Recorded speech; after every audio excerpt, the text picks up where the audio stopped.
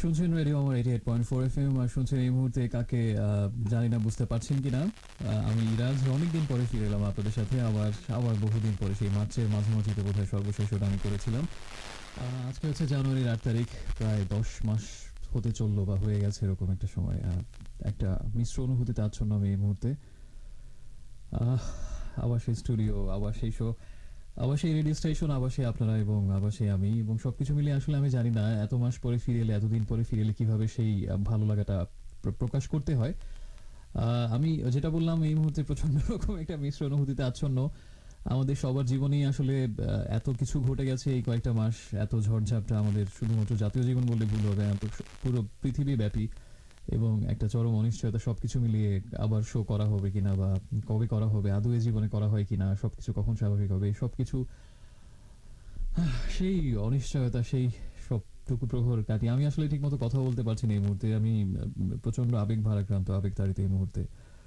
কথা হয়তো এলোমেলো হয়ে যাচ্ছে। অনেক কিছু ঠিক করেছিলাম বলবো বলে একদম এতদিন পরে আসা প্রথম লিঙ্কটাতে, কিন্তু কিছুই এখন এই মুহূর্তে মনে নেই যে কি বলবো বলে ভেবে রেখেছিলাম, আদৌ কিছু ভেবেছিলাম কিনা কে জানে। এই মুহূর্তে আমার অন্তত মনে পড়ছে না। সে যাই হোক, বহুদিন পর আবার ড্রিমস অ্যাভিনিউ, বহুদিন পর সেই মার্চ মাসে, গত বছর মার্চ মাসের পরে আবার আমি সেই রাজ, আপনাদের ইরাজ, আপনাদের জন্যে, আপনাদের ভালোবাসা আবার ফিরে এলাম। আপনাদের জন্যই, আপনাদের সাথে থাকবো বলেই আজীবন একসাথেই থাকতে চাই।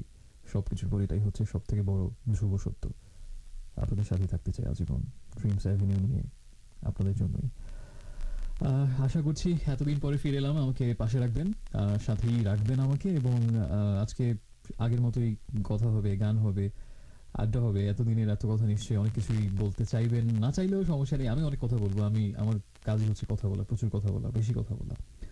সেটা আজকে হবে। আর যদি কোনো কিছু SMS করতে চান, এতদিন পর কথা হচ্ছে, যদি কিছু জানাতে চান আমাকে, আপনার মোবাইল ফোনের SMS অপশনে যাবেন, গিয়ে প্রথমে লিখবেন রেডিও আমার সংক্ষিপ্ত রূপ, যেটা হচ্ছে RA, এবং সেটা লিখে স্পেস দিয়ে আপনার নাম ধাম লিখবেন, এবং তারপরে কথাগুলো লিখবেন যেগুলো লিখতে চান বা বলতে চান, আর সেটা পাঠিয়ে দেবেন যে নাম্বারে, সেটা হচ্ছে 26969। প্রথম যে গানটা প্লে করবো, এই গানটা হচ্ছে শুধু প্রথম গানটা না, আজকে যে গানগুলো শুনবো বা শোনাবো সেগুলো হচ্ছে গত কয়েকদিন ধরে আমি যে গানগুলো বেশি শুনছি নিজে নিজে একা একা, সেই গানগুলোই হয়তো বেশি শুনবো বা শোনাবো বা সবাই একসাথে শুনবো, যেটাই বলি না কেন। এবং সেরকম দুটো গান দিয়ে শুরু করছে যেগুলো আমার লাস্ট কয়েকদিনে খুব বেশি শোনা হচ্ছে। আর আসলে জানি না, আসলে আমি নাটকীয়ভাবে তেমন কিছু বলে আজকে শুরু করতে পারিনি, হয়তো করা উচিত ছিল কিনা জানি না, কিন্তু আমি আসলে এই মুহূর্তে এক ধরনের বাকরুদ্ধ হওয়ার মতোই, প্রচন্ড ইমোশনাল একটা ফিলিং আসলে। মানে আবার সেই স্টুডিও, আবার সেই শো, মানে যাই হোক, কথা যেহেতু খুঁজে পাচ্ছি না, গানের মধ্যেই কথা খুঁজি। গানগুলো শুনে একটু পরে ফিরে আসছি, সাথে থাকুন।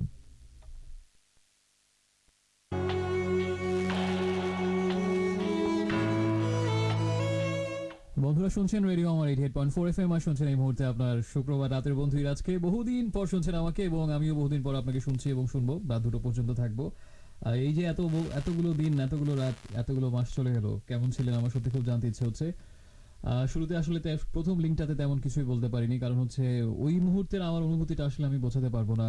এই এই সবাই জানি আসলে এই কয়েকটা মাস, এই দিনগুলো কেমন ছিল, কি অনিশ্চয়তা, কি আতঙ্ক, কি বিভীষিকা, সেই সব কিছুকে সাথে করেই বা অনেকটা পেছনে ফেলেই নিশ্চয়ই শুভ দিন আসছে, ভালো দিন আসছে, এবং তারই একটা, অন্তত আমার দিক থেকে আমি বলতে পারি যে সেটার একটা সাক্ষ্য বা প্রমাণ হচ্ছে যে আমিও এই মুহূর্তে অর্চিটে বহুদিন পরে আবার ড্রিমস অ্যাভিনিউ নিয়ে আপনার সাথে আছি, এবং আমি ইরাজ আপনার জন্যই আমার এই শুভাগমন বা যেটাই হোক না কেন, রাত 2টো পর্যন্ত থাকবো এবং আপনার জন্য কিছু গান প্লে করার চেষ্টা করবো। কবিতা টবিতা আজকে বহুদিন পরে এসেছি, হবে কিনা জানি না, তবে সাহিত্য নিয়ে কিছু গল্প গুজব তো নিশ্চয়ই হবে, এতদিন পরে যেহেতু এসেছি। আমার সামনে স্ক্রিন একটা কবিতা অবশ্য খোলা আছে, যেটার নাম হচ্ছে যতদিন বেঁচে আছি। আমি এটা পড়ার জন্য অবশ্য ওপেন করিনি, আমি নিজে পড়ার জন্যই আসলে গান শুনতে শুনতে ওপেন করেছিলাম। হয়তো পড়তেও পারি, এখনো শিওর না। আমরা প্রথমে দুটো গান শুনলাম, প্রথম দুটো গান ছিল আয়ুব বাচ্চুর, এবং আমি বলেছিলাম যে শেষ কয়েকটা দিনে বা গত কিছু দিনে যে গানগুলো আমার নিজের বেশি শোনা হয়েছে, সেই গানগুলো থেকে হয়তো আজকের প্লেলিস্ট থাকবে।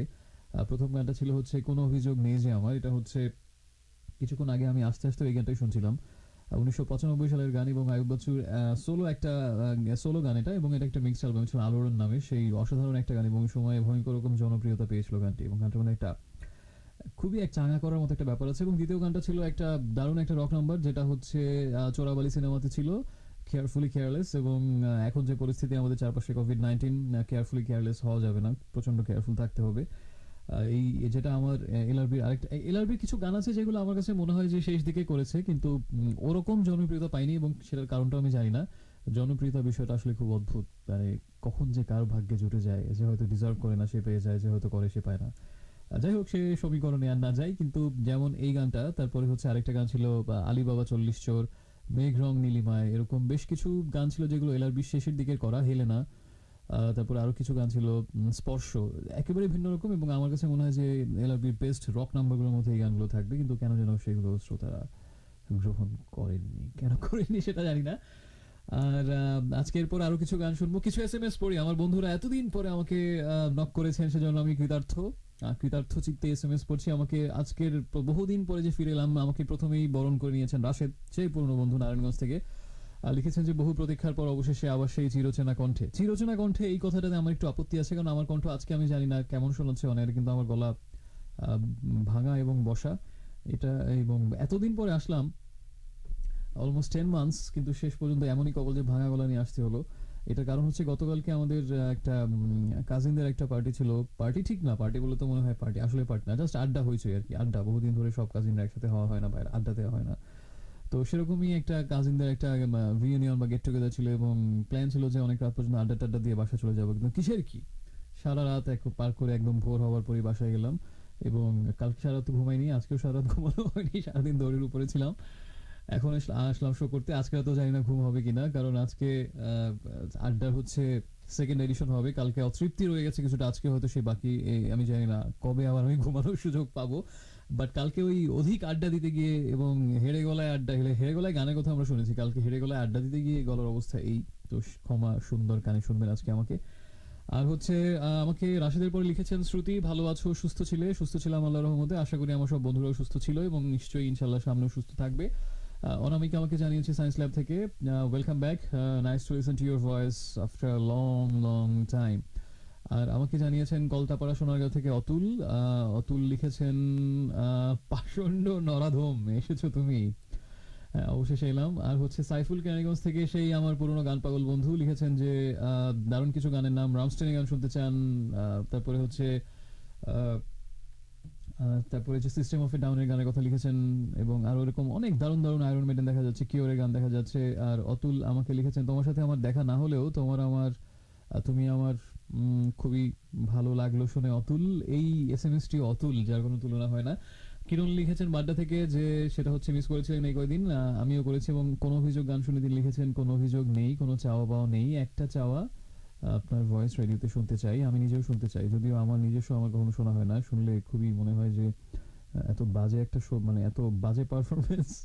এটা এই কথাটা যতবার আমি বলি, আর সবাই আমাকে বলে এটা আমার আদিক্ষেতা, একটু জাস্ট কিছুটা দেখানো বিনয়, কিন্তু আসলে তা না। নিজের নিজের পারফরমেন্স শুনতে আমার কখনোই ভালো লাগে না, মনে হয় যে 10-এর মধ্যে 2 দেবো নিজেকে। এই কারণে আমি শুনি না, যে না শুনি সেটাই ভালো। মনে মনে একটা ভাব নিয়ে থাকবে যে অনেক ভালো করছি বোধহয়, আসলে তো হচ্ছে হচ্ছে লবণাঙ্কা। দিলশাদ লিখেছেন স্বাগতম, কেমন আছো, এবং আবার কণ্ঠ শুনতে পেরে ভালো লাগছে, বহুদিন পর এই কোনো শো শুনছি। আর হচ্ছে আরো আরো বেশ কিছু এসএমএস আছে। আপাতত আমি একটু গানে চলে যাই, তবে তার আগে একটু এসএমএস করার নিয়মটা মনে করিয়ে দিই। যদি কোনো কিছু লিখতে চান আমাকে, প্রথমে লিখবেন রেডিও আমাদের শর্ট ভার্সন, যেটা হচ্ছে RA স্পেস দিয়ে আপনার নাম ঠিকানা, এবং তারপরে কথাগুলো লিখে পাঠিয়ে দেবেন 26969 এই নাম্বারটাতে। আর এরপরে যখন গান শুনে ফিরে আসবো, এই 10 মাসে কার জীবনে কি ঘটে গেল, সেটা যে কোনো কিছুই হতে পারে, একটু সবার কাছ থেকেই শুনবো। এবং আমার নিজের জীবনেও বিশাল এক ঘটনা ঘটে গেছে, প্লিজ এটা ভাববেন না যে বিয়ে করেছি আমি, এর বাইরেও আরো অনেক বড় ঘটনা ঘটতে পারে, সেরকম কিছু নিশ্চয়ই। একটু পরে ফিরে আসছি, সাথে থাকুন। তবে যাওয়ার আগে আমার মনে হয় যে একটু ছোট করে জীবনানন্দের যে কবিতাটা আমি গান শুনতে শুনতে দেখছিলাম, সেটা থেকে কয়েকটা লাইন হয় পড়ে তারপর গানে যাই। যতদিন বেঁচে আছি, আকাশ চলিয়া গেছে কোথায় আকাশে, অপরাজিতার মতো নীল হয়ে, আরো নীল হয়ে। আমি যে দেখিতে চাই, সে আকাশ পাখনায় নিংড়ায় লয়ে, কোথায় ভোরের বক মাছরাঙা উড়ে যায় আশ্বিনের মাসে। আমি যে দেখিতে চাই, আমি যে বসিতে চাই বাংলার ঘাসে, পৃথিবীর পথ ঘুরে বহুদিন অনেক বেদনা প্রাণে শোয়ে, ধানসিঁড়িটির সাথে বাংলার শ্মশানের দিকে যাব বয়ে। যেইখানে এলো চুলে রামপ্রসাদের সেই শ্যামা আজও আসে, যেইখানে কলকা পেড়ে শাড়ি পরে কোনো এক সুন্দরীর সব চন্দন চিতায় চড়ে আমের শাখায় সুখ ভুলে যায় কথা, যেইখানে সবচেয়ে বেশি রূপ, সবচেয়ে গাঢ় বিষণ্ণতা, যেখানে শুকায় পদ্মা, বহুদিন বিশালাক্ষী যেখানে নীরব, যেখানে একদিন শঙ্খমালা, চন্দ্রমালা, মানিকমালার কাকন বাজিত, আহা, কোনদিন বাজিবে কি আর?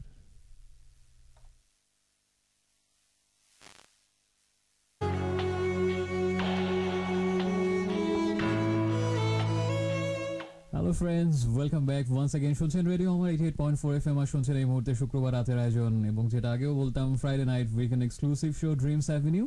আর আপনার সাথে ইরাজ আছে এবং রাত 2টো পর্যন্ত থাকবে আপনার জন্যই। মাঝখানের এই দিনগুলো আসলে অনেক কষ্টে কেটেছে, অনেক কারণেই, এবং সেই বেশিরভাগ কষ্টের কারণ তো সবার আসলে একই রকম। কাছের অনেকেই অসুস্থ হয়েছেন, হয়তো আমাদের ছেড়ে চলেও গেছেন, এবং একটা এই সেই বিভীষিকার মধ্যে এতগুলো দিন কাটানো, এই সময়টা কাটানো। আমি সেই বিস্তারিত আলাপে যাচ্ছি না, কারণ এই কথাগুলো, এই প্রসঙ্গটা আসলেই কেন যেন আসলে একটা খুব শোকাবহ একটা বিষয়, এবং খুব মর্মান্তিক একটা বিষয়। এমনিতেই আমি বেশ একটা আবেগ ভারাক্রান্ত মন নিয়ে আজকে শো করছি, যেহেতু এতদিন পরে। এবং সত্যি কথা বলতে, মাঝখানের একটা সময় আমি, একটা সময় না, মাঝখানে অনেকগুলো দিন, অনেকটা সময় আমি নিজেও জানতাম না যে আবার কখনো শো করা হবে কিনা। সেই রেডিও আমার স্টুডিও, সেই ড্রিমস অ্যাভিনিউ, সেই আপনারা, সেই হটসিট, সেই মাইক্রোফোন, সবকিছুই, সেই কনসোল। তো সেই অনিশ্চয়তা তো ছিলই, এবং মাঝে মাঝে এমনটাও মনে হতো যে হয়তো আর কখনো শো করা হবে না। সবকিছু মিলিয়ে কি জানি, আল্লাহর অশেষ রহমতে সুস্থ স্বাভাবিকভাবে আবার শো করতে পারছি, বা আপনাদের এসএমএস গুলো পাচ্ছি, পড়তে পারছি, বা আপনাদেরকে আমার কণ্ঠ শোনাতে পারছি, বসে যাওয়া কণ্ঠ অফকোর্স। তো সেটা অনেক বড় একটা সৌভাগ্য। আমরা আশা করব যে পরিস্থিতির উন্নতি হচ্ছে, সেটা হয়তো সামনের দিনগুলোতে আরো উত্তরোত্তর সেই উন্নতি বৃদ্ধি পাবে, এবং একটা সময় আমরা আবার সেই আমাদের সুস্থ সুন্দর স্বাভাবিক জীবনে ফিরে যেতে পারবো। সৃষ্টিকর্তার কাছে, পরম করুণাময়ের কাছে সেই প্রার্থনা, এবং পৃথিবীর সবাই সর্বত্র যেন আমরা ভালো থাকি, এটাই প্রত্যাশা। আর আমাকে নির্জন লিখেছেন বলার কত কিছু, যে কিন্তু সব কথারা কোথায় লুকালো, সে যে হারালো কোথায় কোন দূর অজানায়, সেই চেনা মুখ কতদিন লিখিনি, তার চোখে চেয়ে স্বপ্ন আঁকিনি। শাহনাজ রহমতুল্লাহ গানের কথা মনে পড়লো। আহ, সুমু স্মৃতি লিখেছেন ক্লাস 10 থেকে এই ভার্সিটি লাইফ শেষ হয়ে যাচ্ছে, এখনো সবকিছুতে এই Dreams Avenue. Thank you very much Sumu Smriti. Anamika আরেকবার এসএমএস পাঠিয়েছেন, এবং আমাকে সজল লিখেছেন, সজল ব্রো ফ্রম মুন্সিগঞ্জ, এবং সজল লিখেছেন ওয়েলকাম ব্যাক। মাইলসের তোমার আশায় গানটা বাজানো যাবে কিনা, অথবা পরোটা ভাজার পরোটা ভাজার আমলের কোনো গান। এটা এই এই কথাটার কৃতিত্ব কিন্তু আমার বন্ধু, আমার জাহাঙ্গীরনগরের বন্ধু সম্রাটকে দিতে হবে। আমার জীবনের আমার একটা বন্ধু ভাগ্য আছে, সেটা এরকম যে আমি যেখানেই যাই, সেটা সে একদম রেসিডেন্সিয়াল থেকে শুরু করে জাহাঙ্গীরনগর, পরবর্তীতে আইবিএ, সব জায়গাতেই কিভাবে কিভাবে যেন কিছু বদমাইশ বন্ধু আমার জুড়ে যায়, যাদের সাথে আমার ভীষণ জমে যায়, এবং আমারও তাতে উত্তরোত্তর বদমাইশির ট্রেনিং একটা পাওয়া হয়, এবং আমিও তাতে উন্নতি লাভ করতে পারি, পড়াশোনা বা অন্য কিছুতে উন্নতি লাভ করতে না পারলেও। তো জাহাঙ্গীরনগরের আমার সবথেকে দুষ্ট পংটা বন্ধুদের মধ্যে ছিল সম্রাট অন্যতম, সুল্লা ফাহিম ছিল আরেকজন, সে অন্যতম। এই সুল্লা ফাহিম নামের ইতিহাস আরেকদিন না হয় বলবো। তো সেই সম্রাটের এই নামটা কিন্তু সম্রাটে দেয়া ছিল পরোটা ভাজার গান। এটা আমি ব্যাখ্যাও করেছি, পরোটা ভাজার গান বলতে আসলে কি বোঝানো হয়, মানে সেই ওই যে বসা গলা থাকলে যেটা হয় আর কি।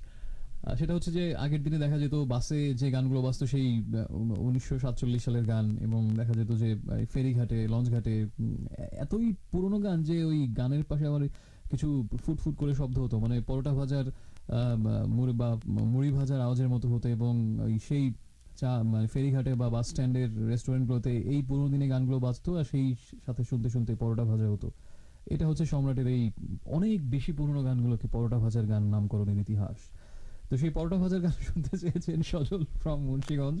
আমি দেখি কোনো পরোটা ভাজা কিংবা তান্দুল রুটি এই টাইপের কোনো গান আপনার জন্য সেই পুরোনো দিন থেকে তুলে নিয়ে আসতে পারি কিনা। তবে মাইলসের একটা গান থাকছে একটু পরে, সেটা অবশ্যই এই গানটা না।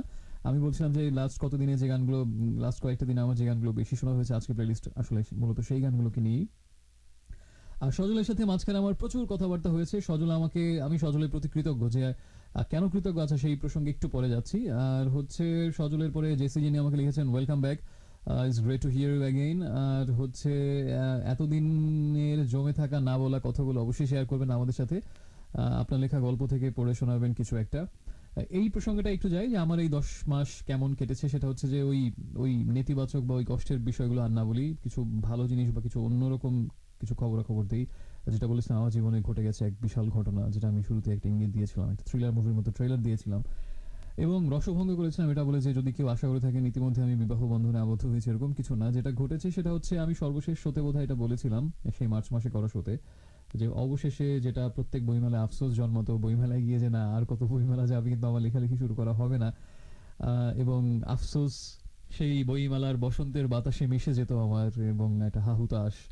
তো অবশেষে আমি এই সেই করোনা আসার ওই সময়টাতেই আমি আসলে লেখালেখি শুরু করেছিলাম, মার্চ মাসের 8 তারিখে, আমার মনে আছে এখনো তারিখটা।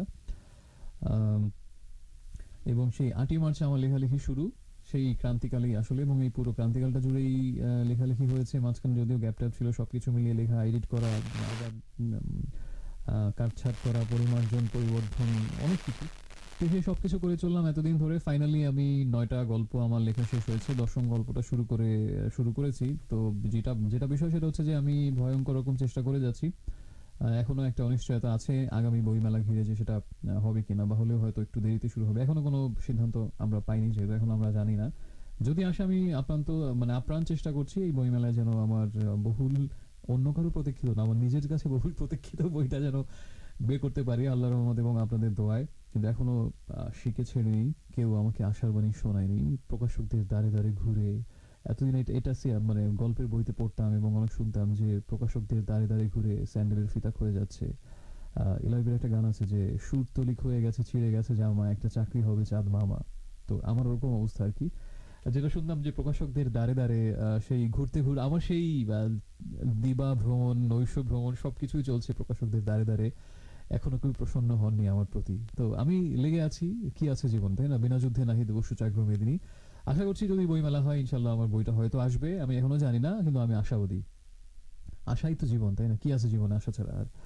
তো সেই হচ্ছে সর্বশেষ খবরাখবর, এবং আশা করছি সেই যদি সেটা হয় আপনাদেরকে সেই সুখবরটা দেবো, যেহেতু অনেকেই অনেক সময় এসএমএস করে জানতে চেয়েছেন যে লেখালেখি শুরু করেছি কিনা, বা করছি কিনা, বা কবে করবো, বা ফাইনাল বই আসবে কিনা।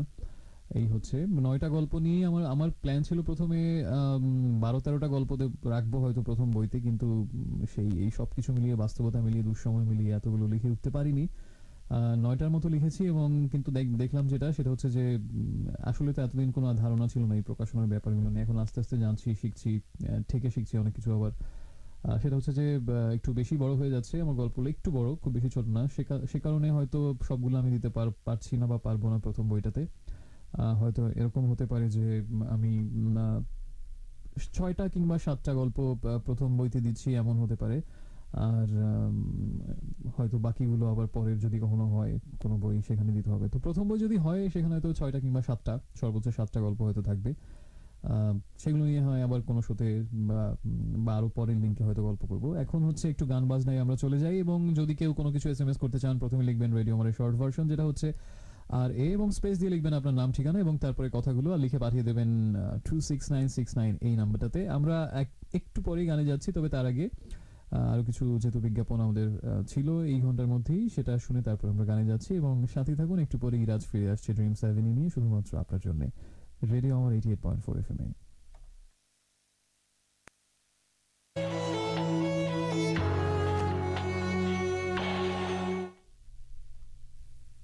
সেই দিন এই মাঠ স্তব্ধ হবে না কো জানি, এই নদী নক্ষত্রের তলে সেদিনও দেখিবে স্বপ্ন। সোনার স্বপ্নের স্বাদ পৃথিবীতে কবে আর ঝরে।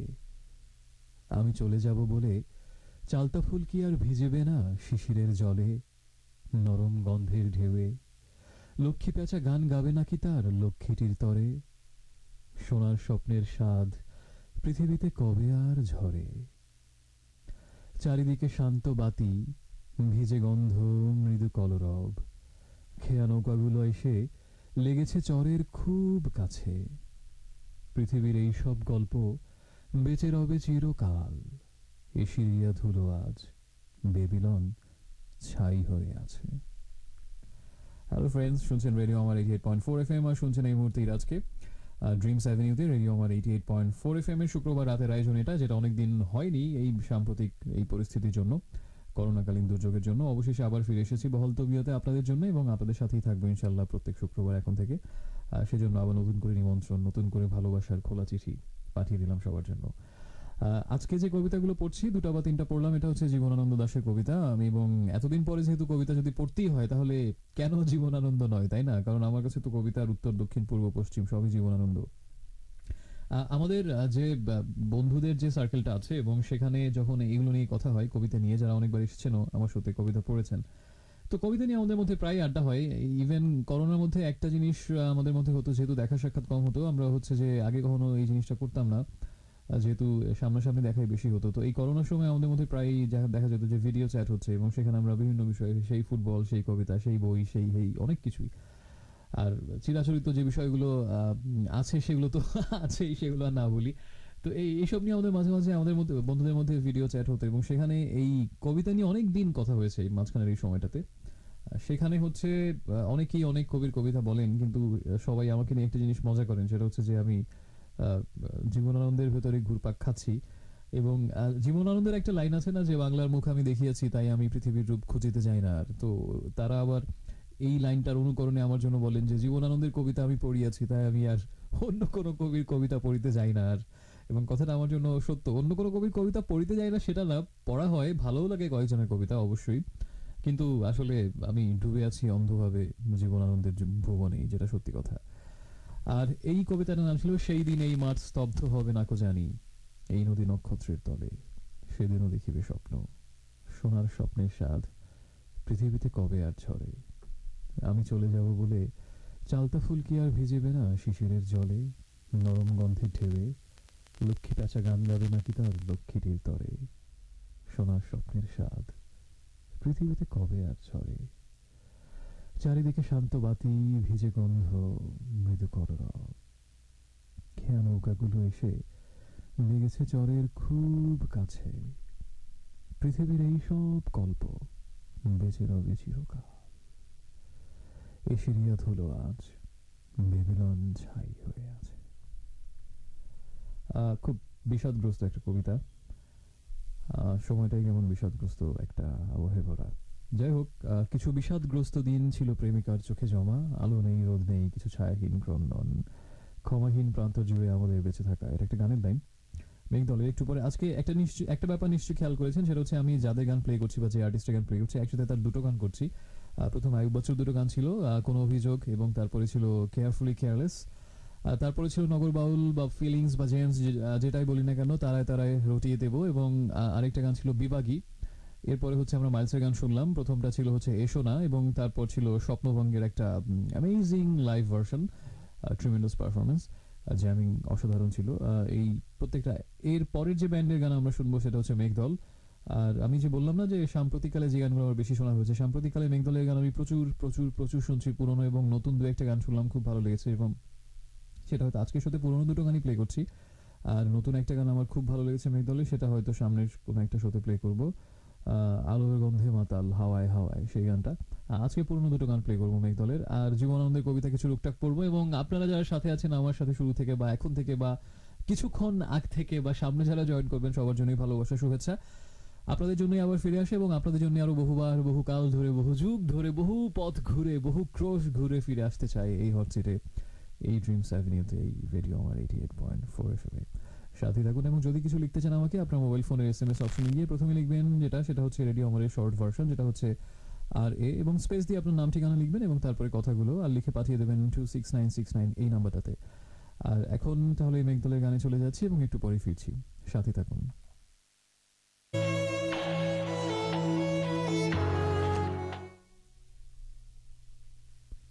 স্বপ্নের ধ্বনিরা এসে বলে যায় স্থবিরতা সবচেয়ে ভালো, নিস্তব্ধ শীতের রাতে দ্বীপ জেলে অথবা নিভায়ে দ্বীপ বিছানায় শুয়ে, স্থবিরের চোখে যেন জমে ওঠে অন্য কোনো বিকেলের আলো, সেই আলো চিরদিন হয়ে থাকে স্থির। সব ছেড়ে একদিন আমিও স্থবির হয়ে যাব, সেদিন শীতের রাতে সোনালি জরির কাজ ফেলে প্রদীপ নিভায়ে রব বিছানায় শুয়ে, অন্ধকারে ঠেস দিয়ে জেগে রব বাদুড়ের আঁকা বাঁকা আকাশের মতো। স্থবিরতা কবে তুমি আসিবে বলো তো। Hello friends, welcome back once again. শুনছেন ইরাজকে, আর শুনছেন শুক্রবার রাতের আয়োজন ড্রিমস অ্যাভিনিউ। রেডিও আমার 88.4 FM এ, এবং শুক্রবার রাতের এই বিশেষ আয়োজনে আপনাকে আরেকবার স্বাগত জানাচ্ছি 12:35 শুনছিলাম একটু আগে আমরা যে গানগুলো, সেই গান দুটো হচ্ছে মেঘদলের গান। প্রথম গানটা হচ্ছে রোদের ফোঁটা, শীতকালে শোনার জন্য, যেটা আদর্শ আমি সবসময় বলে থাকি। এবং সেই 2009 সালে যখন আমি আমার সকাল করতাম, সেই শীতের সকালের ওই সময়টাতে, এবং তখন সকালবেলা মাঝে মাঝে এই গানটা প্লে করতাম। এই কথাটা মনে হয় আগে বলেছি আমি, সত্যি ডেফিনেটলি বলেছি। এবং গুলশান অ্যাভিনিউ চোখে পড়তো তখনকার সেই সময়, যেটা আমাদের স্টুডিও ছিল, সেখান থেকে কুয়াশায় মাখা, কুয়াশায় ভেজা গুলশান অ্যাভিনিউ, এবং শহর জেগে উঠছে, তার মধ্যে আমি শো শুরু করছি। এবং ওই সময়টা ছিল এমন একটা সময়, বাংলাদেশের ইতিহাসে আমি জানি না, হয়তো একবারই ঘড়ির কাঁটা এগিয়ে না পিছিয়ে কি যেন করা হলো না, ওই যে ডে লাইট সেভ করার জন্য। তো এটা ছিল সেই সময়টা, এবং যার ফলে আমার শো তখন 7টায় শুরু হতো সকাল, কিন্তু ওই 7টা মানে ছিল 6টা, যেহেতু ঘড়ির কাঁটা 1 ঘন্টা আগেও পিছু করা হয়েছিল আর কি। সেই জন্য আমি অন্ধকার থাকতে, মানে মোটামুটি অন্ধকার থাকতেই শো শুরু করতাম, এবং আমার চোখের সামনে সেই গুলশান অ্যাভিনিউতে আস্তে আস্তে সকাল জেগে উঠতো, কুয়াশা, সবকিছু অসাধারণ সকাল শুরু হতো। এবং তার মাঝে মাঝে মাঝে এই গানটা প্লে করতাম, তবু চাইছি তোমাকেই তুলে নিতে অঞ্জলিতে রোদের ফোঁটা। এই গানটা যখন শুনতাম ওই সময় বা শোনাতাম, তখন আমার মনে হতো যে আসলে এই গানটা আমি মনে হয় নিজের জন্যই প্লে করছি ওই শীতের সকালে। সেই যে কি যে একটা ফিলিং হতো এই গানটা ওই সময় শুনতে গিয়ে। শূন্যতায় ভেসে গেছে শহরের সব পথঘাট, ফিরবো না তুমি আর আমি, ফিরবো না হয়তো আর, তবু চাইছি তোমাকেই তুলে নিতে অঞ্জলিতে রোদের ফোঁটা। অসাধারণ গান। আর তারপরে ছিল নির্বাণ গানটা, যে গানটি নিয়ে আসলে নতুন করে বলার কিছু নেই, আমার সব থেকে প্রিয় গানগুলোর মধ্যে একটা। কিছু বিষাদ হোক পাখি শহরের ননধরা দেয়ালে, কাঁচ পোকা সারি সারি, নির্বাণ নির্বাণ ডেকে যায়, কিছু ভুল রঙে ফুল ফুটে আছে রাজপথে, কিছু মিথ্যে কথার রং আমাদের হৃদয়ে। আর একটু আগে যে কবিতাটা পড়লাম, এটাও জীবনানন্দের, এবং এটার নাম হচ্ছে স্বপ্নের ধ্বনিরা। স্বপ্নের ধ্বনিরা এসে বলে যায়, স্থবিরতা নাকি সবচেয়ে ভালো, নিস্তব্ধ শীতের রাতে দ্বীপ জেলে, অথবা নিভায়ে দ্বীপ বিছানায় শুয়ে। কি অদ্ভুত সুন্দর একটা লাইনের পরের লাইনটা, স্থবিরের চোখে যেন জমে ওঠে অন্য কোনো বিকেলের আলো, সেই আলো চিরদিন হয়ে থাকে স্থির, সব ছেড়ে একদিন আমিও স্থবির হয়ে যাব, সেদিন শীতের রাতে সোনালি জরির কাজ ফেলে প্রদীপ নিভায়ে রব বিছানায় শুয়ে, অন্ধকারে ঠেস দিয়ে জেগে রব, বাদুড়ের আঁকা বাঁকা আকাশের মতো স্থবিরতা, কবে তুমি আসিবে বলো তো। অসাধারণ কবিতা, স্বপ্নের ধ্বনিটা এই কবিতাটার নাম। আর অসাধারণ কবিতার পরে এই মুহূর্তে সাধারণ আমাকে শুনছেন। আমাদের বেশ কিছু গুড নিউজ দেখা যাচ্ছে, এবং অনেকে SMS পাঠিয়ে তাদের নবাগত সন্তানের খবর জানিয়েছেন, এবং তাদেরকে নিয়েই আমাকে শুনছেন এই মুহূর্তে। কংগ্রেচুলেশনস। এবং তার মধ্যে দুষ্টু মুনিয়া জানিয়েছেন বউবাজার থেকে, যে 10 মাসের ছেলে, তাকে নিয়ে এই মুহূর্তে আমাকে শুনছেন। আসলেই ভালো লাগলো, সেই 2008-9 পুরনো বন্ধু মুনিয়া, এবং এই মুহূর্তে তার নেক্সট জেনারেশনকে নিয়ে শুনছে। আহ, অসাধারণ নিউজ। আমি চাই যেন তারও নেক্সট জেনারেশন আমাকে শুনতে পারে। আর আমাদের আরেকজন রেগুলার বন্ধু রাশেদও জানিয়েছিলেন, তারও একজন ঘরে নতুন অতিথি এসেছে, আর যার বয়স হচ্ছে 6 মাস। এবং যা করোনার মধ্যে তাহলে আমরা কিছু ভালো সংবাদও পেলাম, যে এই যে মুনিয়া এবং রাশেদের ঘরে নতুন অতিথি এসেছে, এবং আমাদের খুদে খুদে দুই নতুন বন্ধু পেলাম আমাদের ড্রিমস অ্যাভিনিউতে। এটাই হচ্ছে আমার মনে হয় যে গত কয়েকদিনের মধ্যে সেরা সেরা সংবাদ। আর আরো অনেকে SMS পাঠিয়েছেন, এবং সবাইকেই ধন্যবাদ অনেক বেশি। শারমিন চিটং থেকে অনেক দূর থেকে SMS লিখেছেন আমাকে। আর হচ্ছে সবাইকে আরেকবার, আচ্ছা, নির্জন লিখেছেন খুব সুন্দর একটা SMS, স্মৃতির শহর, কত অলিগলি চোরাগলি ঘুরে বেড়াচ্ছে মন, এক একটা গানের হাত ধরে, এক একটা গানের হাত ধরে। মজার ব্যাপার কি জানো, স্মৃতির শহরে সময় কখনো পুরনো হয় না, স্মৃতির শহরে সময় কখনো পুরনো হয় না।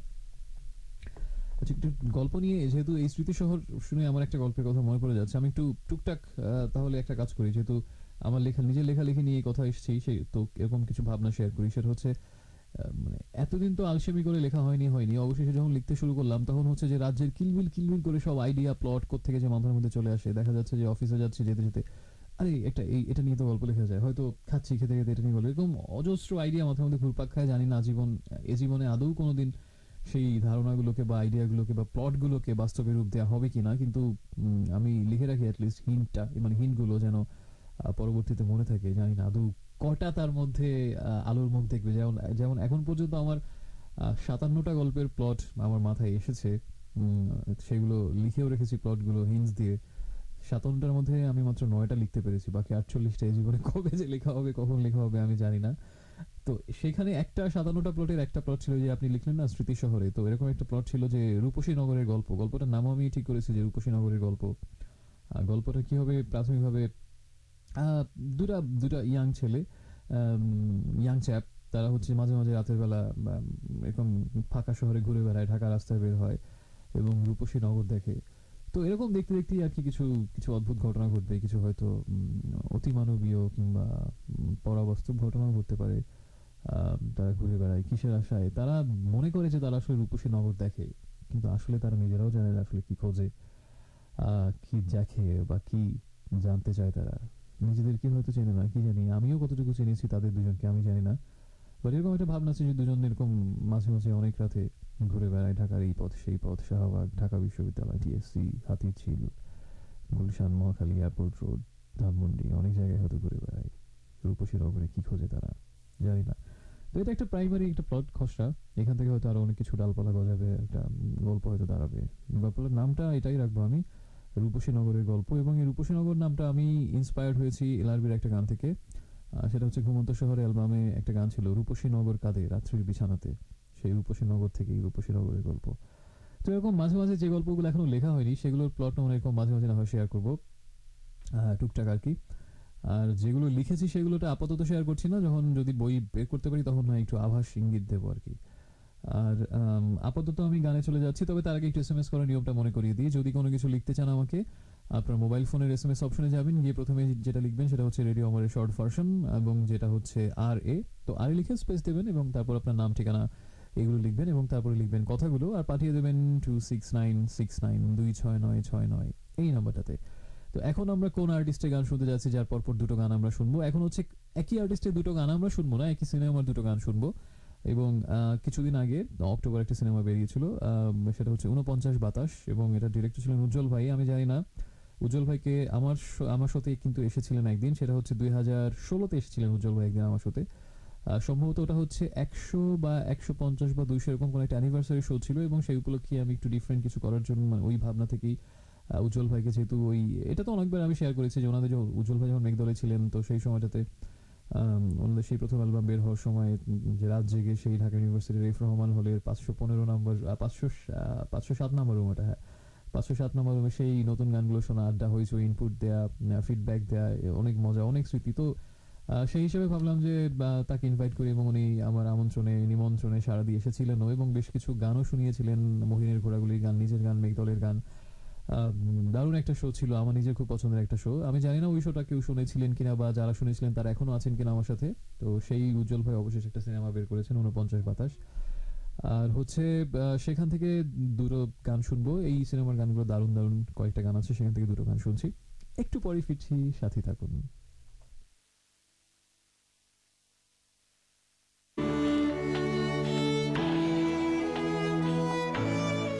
Hey friends, welcome back once again. শুনছেন ইরাজকে আর শুনছেন রিমস অ্যাভিনিউ, শুক্রবার রাতের আয়োজন। আর শুনছেন এই মুহূর্তে রেডিও আমার 88.4 FM।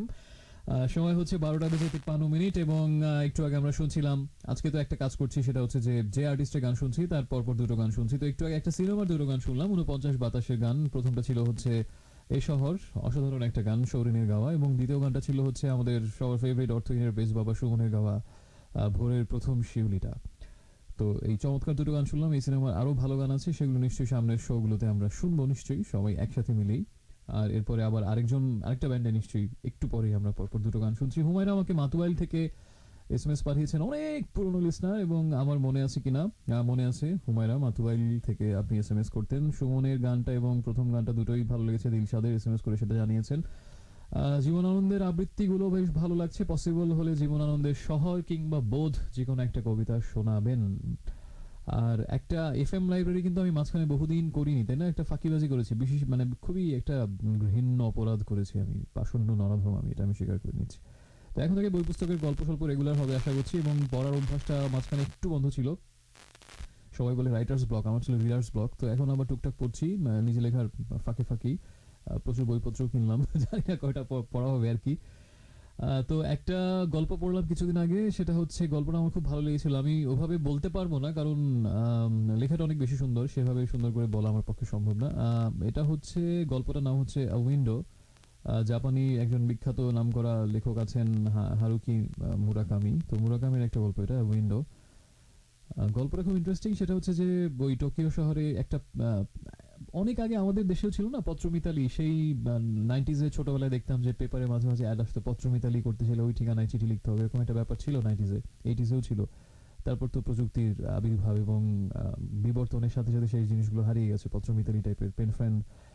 তো ওই এরকম ছিল না, ওরকম একটা ব্যাপার যে একটা জিনিস হয়তো অনেকেই জানেন, আবার কেউ কেউ হয়তো জানেন না, সেটা হচ্ছে জাপান অনেক উন্নত একটা দেশ, পৃথিবীর ধনী দেশগুলোর একটা, এবং খুব অনেক দিক থেকে অনেক আগানো এবং খুব neat and clean, expensive city, expensive country. কিন্তু জাপানের লোকজন অনেক নিঃসঙ্গ, এবং পৃথিবীর মধ্যে যে দেশগুলোতে আত্মহত্যার হার সব থেকে বেশি তার মধ্যে জাপান অন্যতম। যে এত উন্নত হয়েও, এত সমৃদ্ধ হয়েও হয়তো তাদের মধ্যে নিঃসঙ্গতা, বিচ্ছিন্নতা, এই জিনিসগুলো অনেক বেশি। তো সেই নিঃসঙ্গতা থেকেই হচ্ছে ওই টোকিওতে একটা এরকম একটা সোসাইটি ছিল, যেটা হচ্ছে পেন সোসাইটি এরকম, যে সেখানে এই পত্রিকালিতে আবার একটু ভিন্ন ব্যাপার।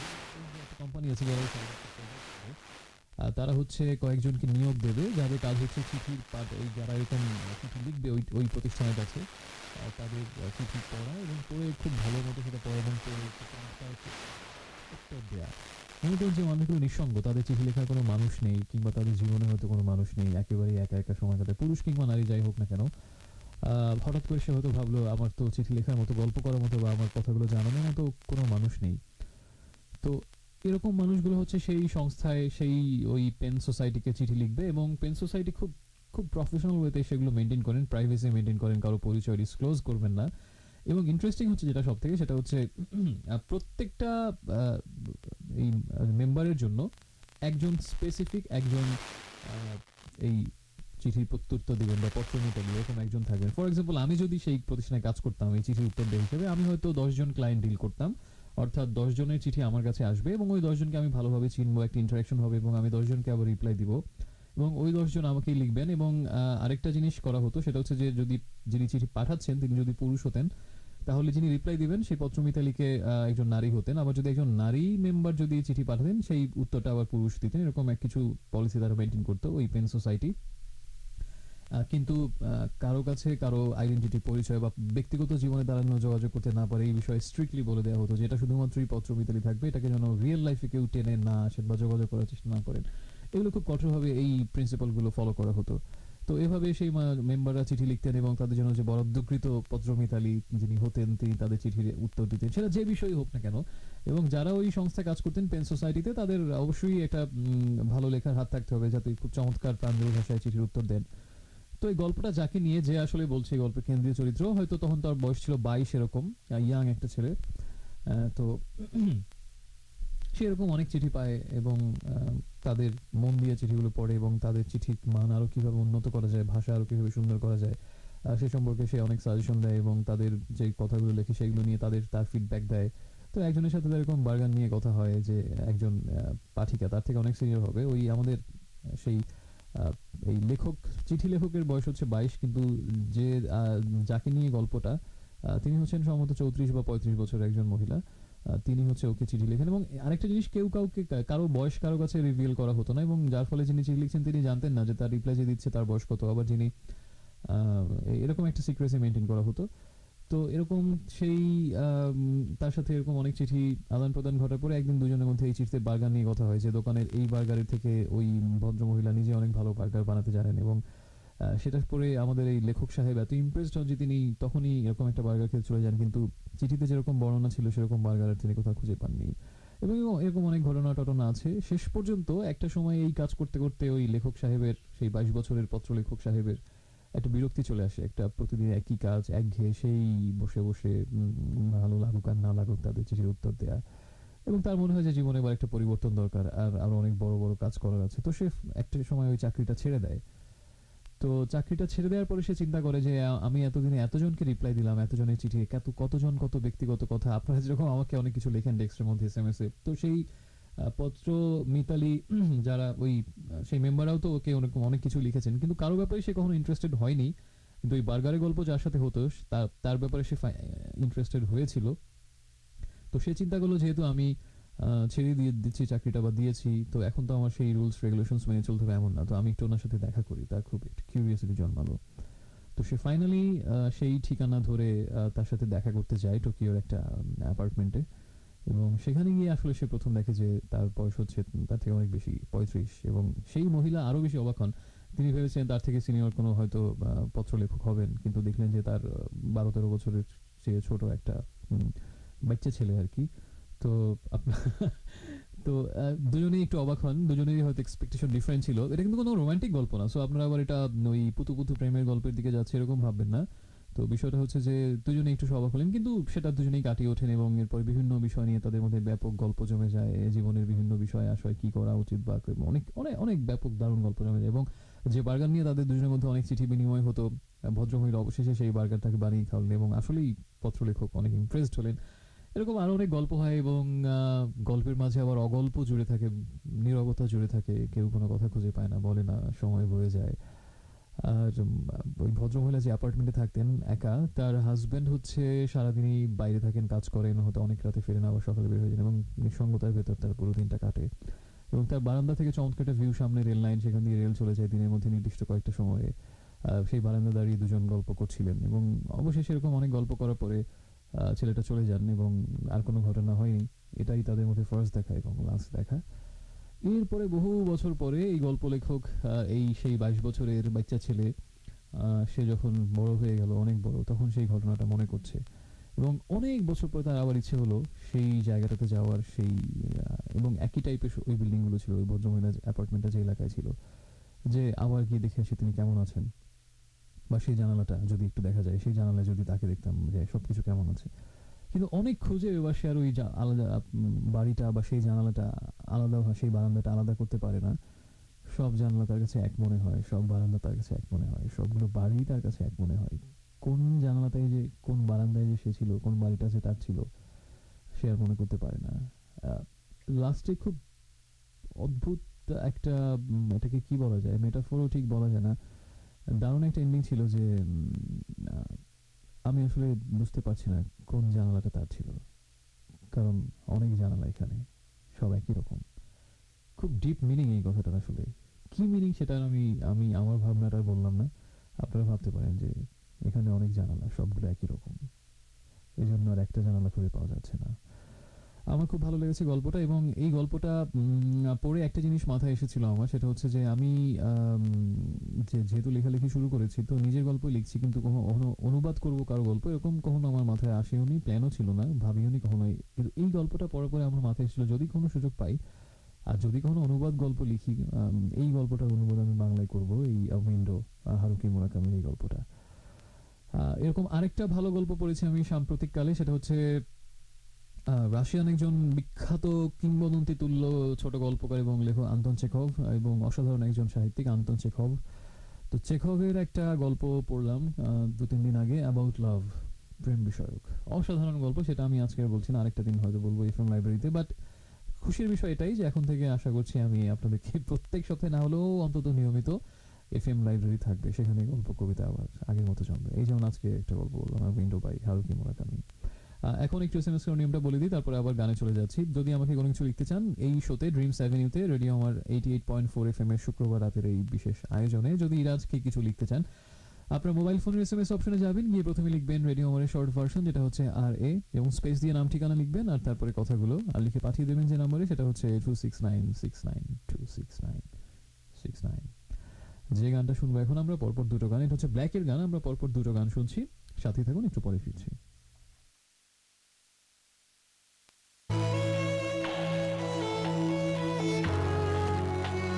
Hello friends, welcome back once again. শুনছেন রেডিও আমার 88.4 এফএম এর শুক্রবার রাতের বিশেষ আয়োজন ড্রিমস অ্যাভিনিউ, এবং ইরাজকে শুনছেন এই মুহূর্তে। যদি মাত্র জয়েন করে থাকে, নিশ্চয়ই আমার কণ্ঠ শুনে চমকে উঠেছেন যে থেকে আবার উদয় হলাম, হাজির হলাম। উদয় বলতে গিয়ে আরেকটা জিনিস যেটা মনে পড়লো, সেটা হচ্ছে যে আরেকটা গল্পের প্লট মাথায় আছে, সেটা হচ্ছে সূর্যের উদয় অস্ত কিংবা মধ্যরাত্রি। এটা হবে ওই, আমি আমাকে যদি ক্যারেক্টার অ্যানালাইসিস করা হয় যে আমি কেমন, তাহলে একটা জিনিস আমি বলতে পারি যে আমি হচ্ছে একটু গাছে কাঁঠাল গোফে তেল টাইপের। সেটা হচ্ছে যে কোনো কিছুর খবর নেই, কিন্তু অনেক দূর ভেবে রাখি বিষয়টা এরকম যে প্রথম বইয়ের নাম কি হবে, সেকেন্ড বইয়ের নাম কি হবে, এরকম একটা বিষয়। তো সেকেন্ড বইয়ের নাম ঠিক করেছি সূর্যের উদয় অস্ত কিংবা মধ্যরাত্রি। তো সেই উদয় নামটা শুনে এটা মনে পড়লো আর কি। আর আমাকে সজল এসএমএস পাঠিয়েছেন, উইনিং এর জোড়া গান শুনতে চাচ্ছেন, চেষ্টা করছি সজল। সজল হয়েছে আখি, বলতো সজল এটা কোন গান কিংবা কোন কবিতা? সজল হয়েছে আখি। আর হচ্ছে আমাকে আনিকা পুরানা পল্টন থেকে, পুরানা পল্টন এই জায়গাটা এখন নাম শুনলেই বুদ্ধদেব বসুর কথা মনে হয়, কারণ বুদ্ধদেব বসুর স্মৃতিমূলক যে লেখাগুলো এবং তার অনেক ছোট গল্পেও প্রবন্ধে অনেক জায়গাতেই বা আত্মজীবনীতে এই পুরানা পল্টন ঘুরে ফিরে বারবার এসেছে। এবং বিখ্যাত একটা গল্প আছে আমরা তিনজন, অসাধারণ একটা গল্প বাংলা সাহিত্যেরই, আমার মনে হয় যে একদম আলাদা রকমের একটা গল্প আমরা তিনজন। সেই গল্পটাও তো পুরানা পল্টনে সেই সময়টাতে, যেটা একটা মঞ্চায়ন আমি দেখেছিলাম শিল্পকলা একাডেমিতে। আর হচ্ছে সেই পুরানা পল্টন শুনলেই এখন মনে হয় বুদ্ধদেব বসুর পুরানা পল্টন। অসাধারণ একজন সাহিত্যিক, অসাধারণ। এবং আমি তার ভয়াবহ রকমের ভক্ত। একটা জায়গা আছে ময়মনসিংহে, ত্রিশাল বা ভালুকার ওইদিকে, জায়গাটার নাম হচ্ছে ভয়াবহ। আমি যখন প্রথম নাম শুনলাম আমি ভেবেছিলাম যে হয়তো একটু দুষ্টামি করছি, কিন্তু পরে দেখলাম যে না, জায়গাটার নাম আসলেই ভয়াবহ। অসাধারণ একটা নাম, ভয়াবহ একটা জায়গার নাম। তো কে যেন বললো যে একসময় নাকি ওখানে প্রচুর ডাকাতি হতো, সেই জন্য জায়গাটার নাম ভয়াবহ। তো আমি যেটা বলছিলাম যে আমি বুদ্ধদেব বসুর ভয়াবহ রকমের ফ্যান। তার গল্প, উপন্যাস অসাধারণ। তার হাতে জাদু ছিল নিঃসন্দেহে, এবং বদলিয়ারে যে অনুবাদ করেছেন তিনি, তার তুলনা নেই। আমি ভালোবাসি ওই আশ্চর্য মেঘ দল, চলিষ্ণু মেঘ ওই উঁচুতে, ওই উঁচুতে। এবং তিনি একজন অসাধারণ সংগঠকও ছিলেন। মানে কবিতার বা আসলে সাহিত্য জগতে বা ক্রিয়েটিভ জায়গাগুলোতে রেষারেষি ঈর্ষা অনেক বেশি থাকে। সেটা হচ্ছে যে না, কিন্তু বুদ্ধদেব বসু ছিলেন এর সম্পূর্ণ উল্টোটা। তিনি চেষ্টা করতেন যে না, শুধুমাত্র আমার কবিতা ছাপা হবে বা আমি সাহিত্যিক হিসেবে প্রতিষ্ঠা পাবো, কিন্তু আমার সময় যারা আরো ভালো করছে তাদেরকে কেউ চিনবে না, তাদের এটা হবে না। এবং আমি যাদেরকে ভালো মনে করবো তাদেরকে প্রমোট করার চেষ্টা করব। এবং বুদ্ধদেব বসু নিজে ওই সময় যারা তরুণ কবি ছিলেন, যারা এগিয়ে আসছেন, ভালো কাজ করছিলেন, তাদেরকে নিজে হার্ড অ্যান্ড সোল ট্রাই করে প্রমোট করার চেষ্টা করেছেন। যেমন জীবনানন্দ দাশকে তিনি যে এক্সপোজারটা দিয়েছিলেন ওই সময়, সেটা অবিস্মরণীয়। এবং ওটা না পেলে হয়তো আমরা এই জীবনানন্দকে পেতাম না। এবং তিনি তার বাড়ির নাম ছিল কবিতা ভবন, এবং তিনি সাহিত্যের মধ্যে 24 ঘন্টা ডুবে থাকতেন। এবং সাহিত্যই ছিল তার জীবন। তার ওই নাওয়া খাওয়া বাদে বাকি পুরোটা সময় তিনি একদম সারা জীবন ধরেই সাহিত্যের পেছনেই ব্যয় করে গেছেন। এইভাবে ডিভোটেড ভাবে সাহিত্য চর্চা করতে মনে হয় পৃথিবীর ইতিহাসে খুব কম মানুষকে পাওয়া যাবে যারা এইভাবে সাহিত্য চর্চা করেছে বুদ্ধদেব বসুর মতো। এবং সেই কবিতা ভবনে ওই সময়ের যারা একটু রবীন্দ্রনাথের বলয় থেকে বেরিয়ে, যেটা বলা হয় কল্লোলের যুগ বা তিরিশের সেই 30-70 যুগের সেই ভিন্ন ধারা যারা কবিতা লিখছেন, এবং এই তরুণদেরকে ব্যাকআপ দেওয়ার জন্য, এক্সপোজার দেওয়ার জন্য প্রচন্ড রকম কাজ করেছেন বুদ্ধদেব বসু। তার কবিতা ভবনে এদের নিয়ে প্রায়শই আড্ডা বসতো, এবং সেখানে বিভিন্ন ভাবের বিনিময় হতো। এবং তিনি নিজে একটা কবিতা পত্রিকা বের করতেন, সেখানে তাদের কবিতা ছাপাতেন, যেখানে জীবনানন্দের অনেক কবিতা শুরুর দিকে ছাপিয়েছিলেন, এবং একটা প্রাথমিক পরিচিতি তিনি এনে দিয়েছিলেন। তো সেই বুদ্ধদেব বসুকে আরেকবার কৃতজ্ঞ চিত্তে স্মরণ করছি। অসাধারণ একজন মানুষ, অসাধারণ একজন সাহিত্যের সংগঠক। ভালো সাহিত্যিক অনেক আছেন, কিন্তু সাহিত্যের সংগঠক যিনি ঈর্ষাহীনভাবে, নিঃস্বার্থভাবে অন্যদেরকে সামনে যাওয়ার পথ করে দিতে নিজেই কাজ করে গেছেন তার সতীর্থদের জন্য, এটা খুব দুর্লভ যে কোনো ক্রিয়েটিভ জায়গাতেই। সেই মানুষ ছিলেন বুদ্ধদেব বসু। এই পুরোনা পল্টন শুনে সেই পুরোনা পল্টনের বুদ্ধদেব বসু এবং সেই সবকিছু মনে পড়লো। আনিকার SMS পড়তে গিয়ে অনেকদিন পর শুনছেন, এবং সেজন্য অনিকার ভালো লাগছে, যেটা আমাকে জানিয়েছেন শাহরিয়ার মিরপুর থেকে জানিয়েছেন। অনেকদিন পর শুনছেন আমাকে, সেই 2000 শাহরিয়ার ইশতিয়াক নামে আমার একটা ভালো বন্ধু ছিল জাহাঙ্গীরনগরে।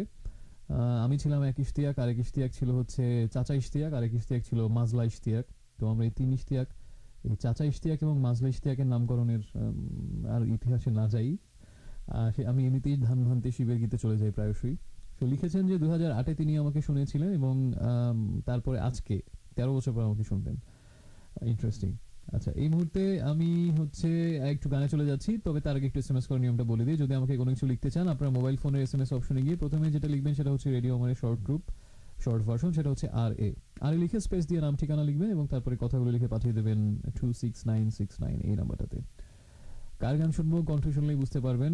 পরিচয় করিয়ে দেওয়ার কিচ্ছুটি নেই পরিচয় করিয়ে দেওয়ার। তিনি নিজেই তার সব থেকে বড় পরিচয়, আরেকজনকে পরিচয় করিয়ে দিতে হয় না। তবে তার গান শোনার আগে অন্য একটা গানের কথা বলি, যে গানটা তিনি গাননি, তিনি লিখেছেন। এটা একটা তার লেখা কবিতা ছিল। সেই কবিতাটাকে পরবর্তীতে সুর দিয়েছিলেন বাপ্পা মজুমদার, এবং দলছুটের হৃদয়পুর অ্যালবামে গানটা ছিল। গানটার নাম হচ্ছে আমার সন্তান। কি আমাকে দিয়েছিল কক্সেস বাজার, কি আমাকে দিয়েছিল উত্তাল সি বিচ, কি আমাকে দিয়েছিল নোনা জল হাওয়া, আমার সন্তান সে তো তোমার কাছে পাওয়া। আমি কার জন্য মাটি কাঁপাই, কার তরে আকাশ, কার জন্য গায়ে মাখি হাজার পরিহাস, ঘাটের সাথে ঘাটের বাঁধন অলিক মন্ত্রে বাঁধা, আমার সন্তান, সে তো তোমার কাছে পাওয়া। আমি তোমার জন্য কাব্য কুড়াই, তোমার জন্য গান লিখে তোমার আমার বান ভাসানি ভীষণ অভিমান। আমি বুকের মধ্যে জমা রাখি হারানো সন্তান। তুমি না জানো সন্ধান, খোঁজো সাগর পাড়ের হাওয়া। আমার সন্তান, সে তো তোমার কাছে পাওয়া। কোন স্বপ্ন গ্রাম রেখে সে স্বপ্নে তোমার, আমরা দুজন ছিলাম কবে পরস্পরের আহার। দেখো ঘাটের সাথে ঘাটের বাঁধন, অলিক মঞ্চে বাঁধা।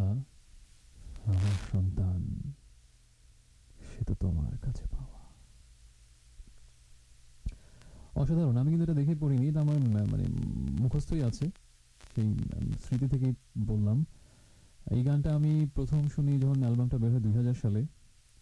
তো তখনই এই অ্যালবামের অনেকগুলো গান হিট করেছিল হৃদয়পুরের, এই যে তোমাকেই বলে দেব, তারপরে গাড়ি চলে না, বাজি, অনেক গান, তারপর বৃষ্টি, চাঁদের জন্য গান, অনেকগুলো গান হিট করেছিল। কিন্তু কেন যেন এই আমার সন্তান গানটা কোনো আলোচনাতেই আসেনি, কেউ এটা নিয়ে কোনো কথাই বলেনি, কিন্তু আমার হৃদয়ে অদ্ভুত দাগ কেটেছিল। কারণ গানটার মধ্যে একটা ভীষণ হাহাকার, একটা ভীষণ শূন্যতা, কষ্ট, অতৃপ্তি, যন্ত্রণা, গ্লানি, অনেক কিছুই আছে। এবং জানি না এই গানের ইতিহাস কি, কেন লিখেছিলেন সঞ্জীব দা এই গানের কথাগুলো। আমার সন্তান, সে তো তোমার কাছে পাওয়া। কার তরে মাটি কাঁপাই, কার তরে আকাশ, কার জন্য গায়ে মাখি হাজার পরিহাস। একটা অন্যরকম গল্পের আমরা ইঙ্গিত পাই, কিন্তু পুরোপুরি সন্ধান তার পাই না। তো সেই গানটা আবার তিনি নিজেও গাননি, বাপ্পা মজুমদার সুর করেছেন এবং তিনি গেয়েছেন। কিন্তু দলছুটের অ্যালবামে থাকলেও সঞ্জীব দা আবার নিজে গাননি এই গানটা। আমার ওই অ্যালবামের সব থেকে প্রিয় গানগুলোর মধ্যে এই গানটা আছে, আমার সন্তান, সে তো তোমার কাছে পাওয়া। এই গানটা যে কেন আমি আবার, এটা আমার প্লেলিস্টে নেই, আমি দলছুটের অন্য দুটো গান সঞ্জীব দার গাওয়া সিলেক্ট করেছি জোড়া গান হিসেবে, কিন্তু হঠাৎ করে কেন যেন আমার সন্তান এটার কথাই মাথায় আসলো, আমি জানি না। এবং মাথায় এসে কেমন একটু উদাসও হয়ে গেলাম। গানটার মধ্যে একটা কষ্ট আছে যেটা ছুঁয়ে যাবে। নাকি ওই গানটা প্লে করেই দেবো, যেহেতু এত কথা বললাম। আর এই গানটা এতই ভালো লেগেছিল যে এখন আমার প্রত্যেকটা লাইন মুখস্থ গানটার। এবং সেটা সেটা সেই জন্য স্মৃতি থেকেই বললাম। আমার ধারণা ছিল মাঝখানে আটকে যেতে পারি, বাট কোনো মতো উতরে গেছি আর কি।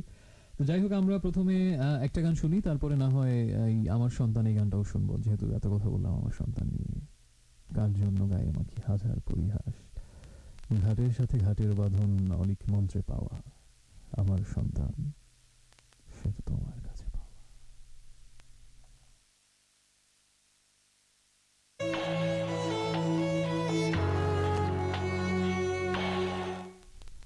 আমি তোমার জন্য কাব্য কুড়াই, তোমার জন্য গান লিখি তোমার আমার বান ভাসানি ভীষণ অভিমান।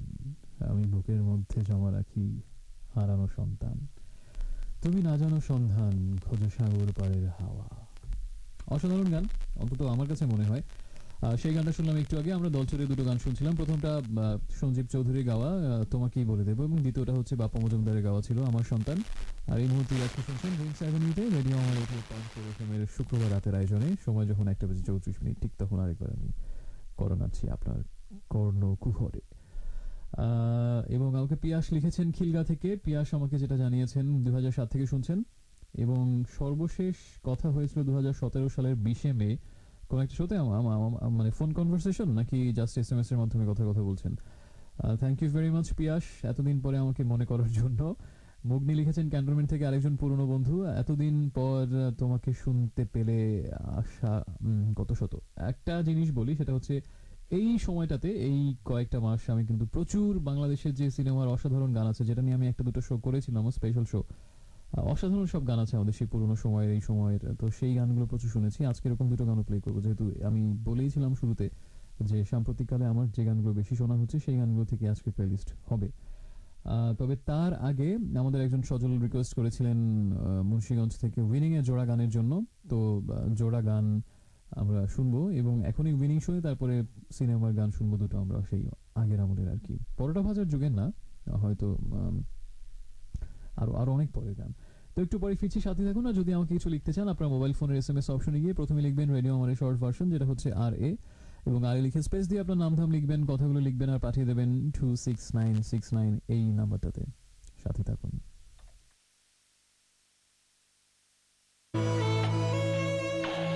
Hello friends, welcome back once again. শুনছেন রেডিও আমার 88.4 FM আর শুনছেন এই মুহূর্তে শুক্রবার রাতের বিশেষ আয়োজন ড্রিমস অ্যাভিনিউ। এবং এই মুহূর্তে শুনছেন ইরাজকে। কত যে ভালো লাগছে এই কথাগুলো বলতে, এত এত এত দিন পরে, এত মাস পরে, সত্যি বোঝাতে পারবো না। এবং আরেকবার সৃষ্টিকর্তাকে অসংখ্য ধন্যবাদ, অশেষ ধন্যবাদ, কৃতজ্ঞতা যে এই কথাগুলো আবারও বলতে পারছি এবং আপনারাও শুনতে পাচ্ছেন। সেজন্য বহুদিন পরে শোটা করলাম, আসলে খুব ভালো লাগলো এবং একটা অন্যরকম ভালো লাগার তৃপ্তির শো ছিল। এবং এই ফিরে আসার জন্য এই শো এর কথা আমার সারা জীবন মনে থাকবে নিশ্চয়ই। একদম শেষ প্রান্তে দাঁড়িয়ে আমি। আর একটু আগে আমরা তো শুনছিলাম সেই উইনিং এর দুটো গান, ইচ্ছে করে, এবং তার আগে ছিল ওই হৃদয়ে জুড়ে যত ভালোবাসা তোমাকে দেবো বলে, দারুণ দুটো গান। একদম শেষ প্রান্তে দাঁড়িয়ে আমি একটু আগে বলছিলাম যে প্রচুর সিনেমার গান শোনা হয়েছে, সেই পুরোনো গানগুলোকে নতুন করে এই সময়টাতে। সেখান থেকে দুটো গান আমি প্লে করছি এবং দুটো গানই হচ্ছে অ্যান্ড্রু কিশোর এবং তার সাথে রুনা আরা ছিলেন, এবং একটা ট্রিবিউটও বলা যায় অ্যান্ড্রু কিশোরের প্রতি, যেহেতু কিছুদিন আগে, বেশি দিন হয়নি আমরা তাকে হারিয়েছি। আর আজকে শেষ গানও এই দুটো, এবং আজকের মতো বিদায় নিচ্ছি। নিশ্চয়ই আগামী সপ্তাহে আবার কথা হবে, আর কথা হতেই হবে। এখন থেকে নিশ্চয়ই সবসময় কথা হবে, আমরা একসাথে থাকবো নিশ্চয়ই। শুভরাত্রি।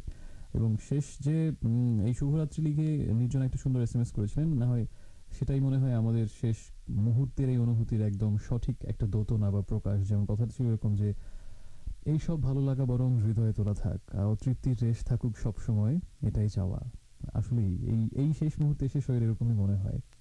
সে যাই হোক, গান দুটো এনজয় করুন এবং সব ভালো থাকুন, খুব বেশি সাবধান থাকবেন, আশপাশের মানুষগুলোর যত্ন নেবেন। এবং এই সময় তো সাবধান থাকার কোনো বিকল্প নেই, যেটা শুরুতেই বলেছিলাম, এক বছর কেয়ারফুলি কেয়ারলেস গানের মতো কেয়ারলেস হওয়া যাবে না, সবসময় কেয়ারফুল থাকতে হবে। শুভরাত্রি।